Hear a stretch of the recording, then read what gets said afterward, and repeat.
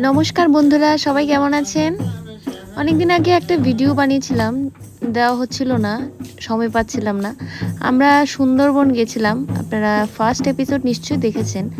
সেটারই second part, মানে আমরা দ্বিতীয় দিন কোথায় ঘুরতে গেলাম। তো আজকে শুরু হচ্ছে আমাদের এই ভিডিওতে দ্বিতীয় দিন আমরা সারাদিন লঞ্চে করে কোথায় কোথায় ঘুরতে গেলাম বা দেখলাম কি দেখলাম না, সেটা ডিটেলস থাকবে আজকের ভিডিওতে। চলুন তাহলে আজকে শুরু করা যাক লঞ্চের ভিডিও। আজকে এই লঞ্চে করে যাব, বড় বোটে করে আজকে যাব জঙ্গল সাফারিতে।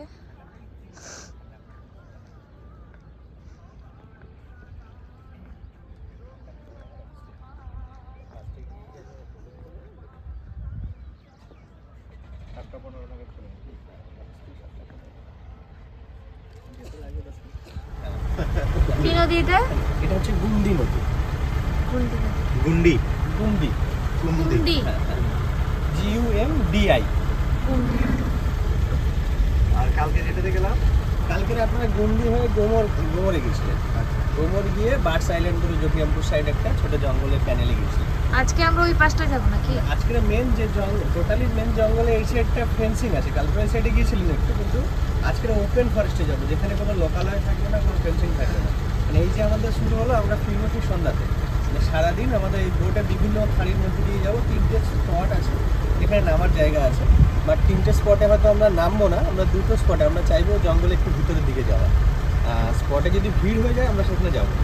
আমরা বেসিক্যালি যেখানটা কিছু অ্যানিমাল সাইটিং হবে সেইখানেই। নর্মাল এখানকার সাফারি যেটা হয় একবার যাওয়া গিয়ে শেষ, কিন্তু আমাদের সারাদিনই মোটামুটি আমরা এদিক ওদিক করে ট্রাই করবো যদি কোথাও বেটার কিছু দেখা যায়। এখানে দু ধরনের ট্যুর হয়, একটা হচ্ছে ওয়াইল্ড লাইফ ফটোগ্রাফি আর একটা জেনারেল ট্যুর। জেনারেল ট্যুরগুলো হয় শিডিউলও হয়, যে আপনি এইটা দেখুন, ওটা দেখুন, ওটা শেষ। আর টাইগার ট্রেকিং বা ফটোগ্রাফি ট্যুরের কোনো শিডিউল থাকে না। সারাদিনই আমরা মোটামুটি জঙ্গল সানরাইজ টু সানসেট টোটাল, যেটা সানরাইজ টু সানসেটের টাইমটা পুরোটা আমরা ইউজ করি। সেখানে কোনো ওয়াচ টাওয়ার বা কোনো রুট ফিক্স থাকে না। এটা মোর অ্যাডভেঞ্চারাস। এটাই অ্যাডভেঞ্চার, ওখানেই বেসিক্যালি দেখা যায় ওটাতে। আর নর্মালি আমাদের টাইমে অ্যানিম্যাল আসবে এরকম কোনো ব্যাপারই না। কোনো ওয়াইল্ড লাইফ অ্যানিম্যালের টাইমটায় আপনাকে সময় দিতে হবে। এবার অ্যানিম্যালের টাইমে অ্যানিম্যাল আসবে। এখানে টোটালি আপনি যেখানেই নামবেন আপনাকে খাঁচার মধ্যে রাখা হবে, অ্যানিম্যাল ওপেন থাকবে। জুতে যেমন আমি টিকিট কেটে যাই, ওটা ফ্রি অফ কস্ট। ওরা আপনাকে দেখতে গেলে আপনি দেখতে পাবেন, ডাটাটা দেখতে।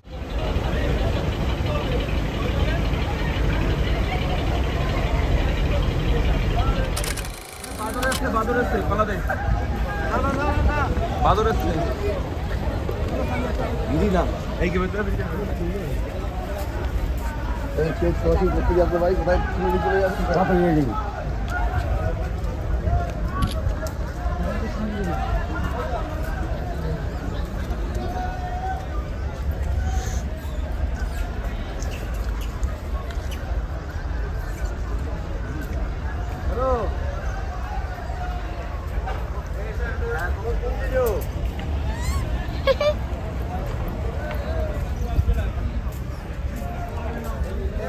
ওই যে ওইদিকে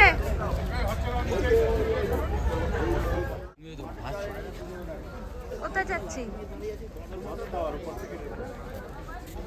ওয়াচ টাওয়ারে যাচ্ছি এখন।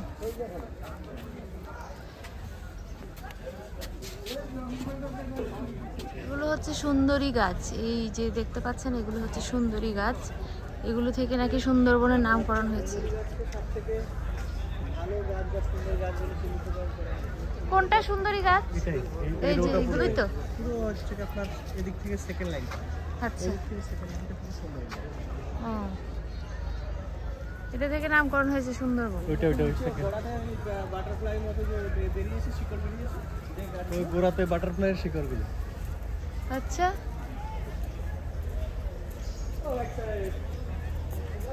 গোড়াতে নাকি বাটারফ্লাইয়ের মতো শিকড় নাকি। আবার ব্যাক নৌকাতে নৌকাতে ব্যাক করবো। এখানে একটা ছবি তুলে কি করছে ওরা?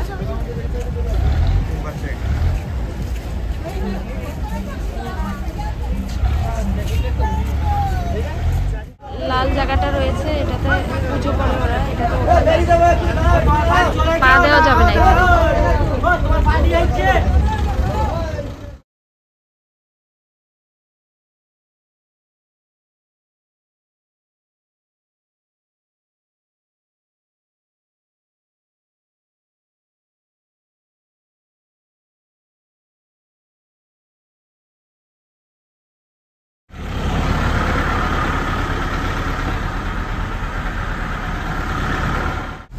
আমরা লঞ্চে বসে বসে এখন ব্রেকফাস্ট করছি, লুচি, আলুর দম, ডিম সেদ্ধ,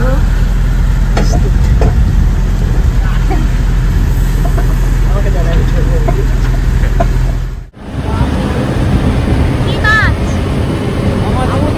হ্যাঁ? আমুলে মাছ। এটা কি নদীর মাছ? আমরা কোথায় আছি এখন? জিপিএস দিয়ে ট্র্যাক করছি। আরেকটা মোবাইল।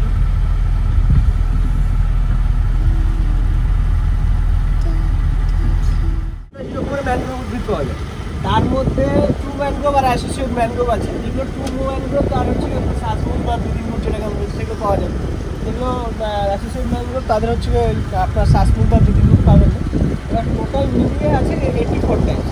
তার মধ্যে 2 থেকে 3 প্রজাতি বা হার্ডলি 4 প্রজাতির গাছের ফল, প্রত্যেকটা গাছের ফলফুল হয়। 3 থেকে 4 প্রজাতির গাছের ফল এটা মানুষ খেতে পারে, খুব সুস্বাদু না হলেও শারীরিক কোনো ক্ষতি হবে না। আর বাদ বাকি গাছের যে ফলগুলো হয় সেগুলো অ্যানিম্যালও খেতে পারে না, মানুষও খেতে পারে না। এবং যার জন্য এখানে গাছের ফল পাখি না খাইতে পাওয়ার জন্য এখানে প্রচুর স্পেসিস পাখি পাওয়া যায়, 300-র বেশি পাখি পাওয়া যায় এখানে, যেটা রেকর্ড আছে। কিন্তু আপনি অ্যাট এ টাইম হিউজ পাখি সেটা পাবেন না, কারণ তাদের খাবার নেই। সেই জন্য আপনার লোকাল সাইডে পাখি দিনের বেলাতে চলে যাচ্ছে, কারণ সেখান থেকে সে বিভিন্ন চাষবাস হচ্ছে, সিডসগুলো খেতে পারছে। জঙ্গলে থাকার জন্য আছে। একটু যদি বোট কোথাও একদম বন্ধ থাকে দেখবেন চারদিকে পাখির গুঞ্জন শোনা যাচ্ছে, কিন্তু আপনি দেখতে পাবেন কম। কারণ এমনিতে এতটাই ডেন্স যে বাইরে আসবে তাকেই ছাড়া দেখতে পারবেন না। তারপরে অতীতে খাবার না থাকার জন্য এই ভাটার সময় বিশেষ করে ইগ্রেট, কিংফিশার, কর্মোরেন্ট এই জাতীয় পাখিগুলো দেখতে পাবেন। আদার্স পাখিগুলো যেগুলো হচ্ছে যে ম্যাক্সিমাম মানে কী বলি ফল বা কিছুর উপর ডিপেন্ড করে, সেই ধরনের পাখিগুলো বেশিরভাগ লোকালে পাওয়া যায়। কিছু রেয়ার স্পেসিস পাখি এখানে পাওয়া যায়, কিন্তু সেগুলো অনেকটাই বাঘের মতো আপনাকে এ করতে হয়, যেটা কোথায় কোথায় বসে। যেমন এই যেটা কভার ফটোতে আছে যে পাখিটা, বাফি ফিশ আউল, খুব দুটো দেশেই, পৃথিবীতে দুটো দেশেই পাওয়া যায়, তার মধ্যে সুন্দরবন একটা। এবং এখানে মানে কন্টিনিউয়াসলি সাইটিংটা হচ্ছে। আদার্স এক জায়গায় যেটা পাওয়া যায় সেটা খুব একটা সাইটিং হচ্ছে না। এই বাফি ফিশ আউল দেখতেও প্রচুর মানুষ আসে। এটা পাওয়া যাচ্ছে আপনার দোবাকি সাইডটাতে বেশি পাওয়া যাচ্ছে। ওইখানে কিছু ওদের স্পট আছে যে মেলাতে দিয়ে আমরা মোটামুটি একটু চেষ্টা করি দেখানো। প্রত্যেক দিন যে পাওয়া যাবে না, একদম মর্নিং ইভিনিং দুটো টাইমই পাওয়া যাবে। এখানে হরিণ ওই যে পার থেকে নেওয়া হচ্ছে, ওই দেখুন এই যে পাইছে ওই যে ওপারে ওই যে পাইছে এরপর থেকে 10 মিনিট পানি ছিল।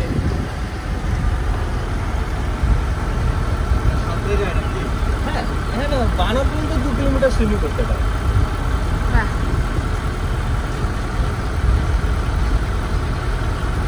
জল খুব একটা বেশি না বোধ না, এখন হাইলাইটেড জল বেশি নেই তো।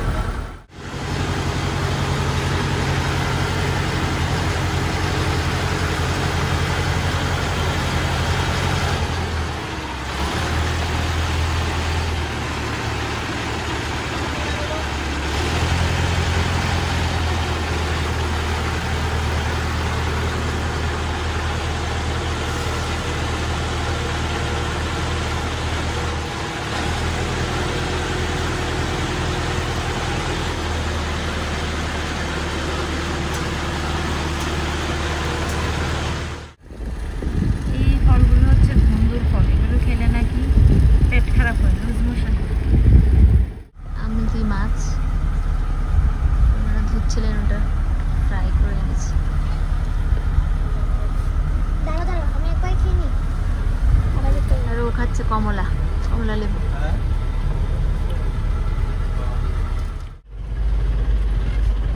সে কি মাছ এটা? এটা কাতলা মাছ আর এটা ভেটকি মাছ।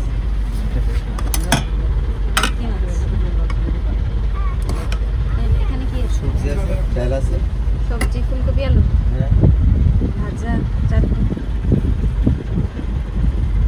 পাঁপড়ও আছে। এখানে বসেই আমরা যেখানে ব্রেকফাস্ট করেছিলাম ওখানে বসেই লাঞ্চ করলাম।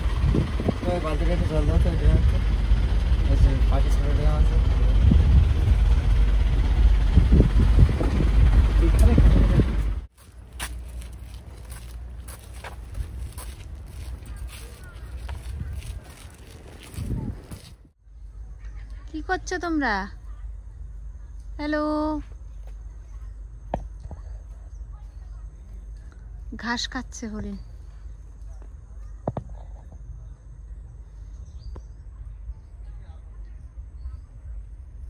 হ্যালো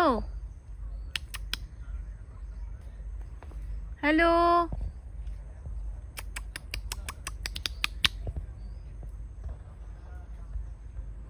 মা আর বাচ্চা মিলে খাচ্ছে।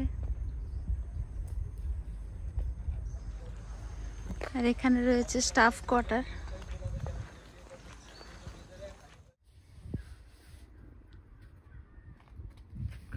চিৎকার শুনেই বাঘ ওরা আসছে না।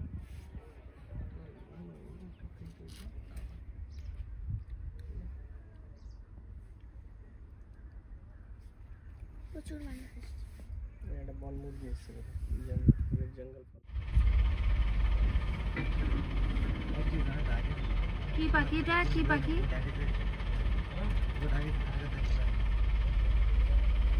কিংফিশার।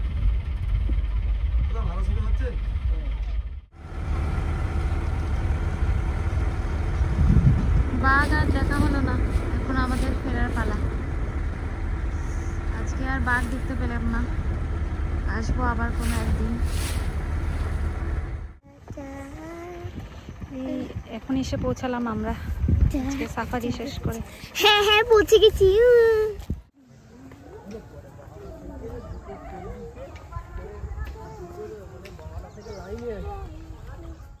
ওখানে কাছাকাছি একটা মার্কেটে এসেছি, কিন্তু মনে হচ্ছে বৃষ্টি আসবে, তাই আমরা বেশিক্ষণ ঘুরতে পারিনি।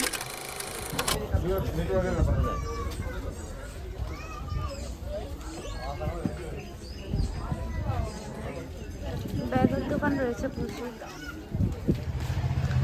এটা মহিলা সমিতি নাকি, ওনাদের একটা তাঁতের শাড়ি টাড়ি ওনাদের নিজেদের নিজস্ব। এটাতে কিছু আছে? কেউ থাকে? হ্যামিল্টন থাকতো, এখন কি এটা কি সরকারি হয়ে গেছে? কিছু বন্ধ করে রেখেছে তো।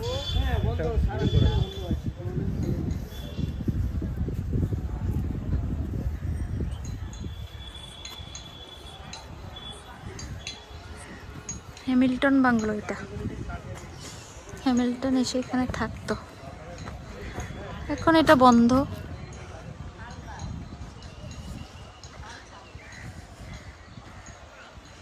দেখ কাঠের উপর, কাঠের ঘর, এটা পুরোটা কাঠের। সিমেন্টের। কোনটা সিমেন্টের? এই যে ঘাট থেকে, এই যে ঘাট থেকে এসে বৌদিকে নিয়ে কে গেছিল? বৌদিকে নিয়ে বাজার ভিতরে সবল। এই বাংলোয় ছিলেন কবিগুরু রবীন্দ্রনাথ ঠাকুর।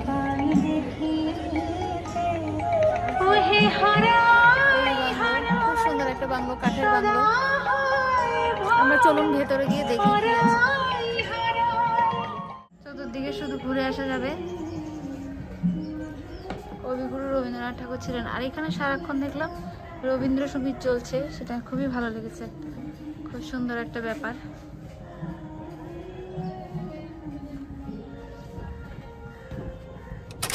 রবি ঠাকুরের অনেকগুলো ফলক রয়েছে।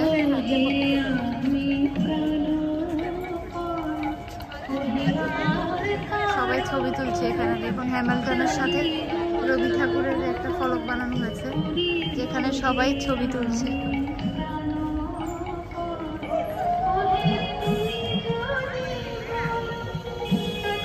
৳5 করে টিকিট কেটে এখানে ঢুকতে হয়। এটা একদম ফেরিঘাটের সঙ্গেই রয়েছে। আপনারা ইচ্ছে করলে এখানে প্রথম দিন এসে ঘুরে যেতে পারেন, যাওয়ার দিন রিসোর্টে যাওয়ার সময়, অথবা আমরা গাড়ি করে আবার ব্যাক করব। এই জায়গায় এসে পড়লাম, যেখান থেকে আমরা গাড়িতে উঠবো।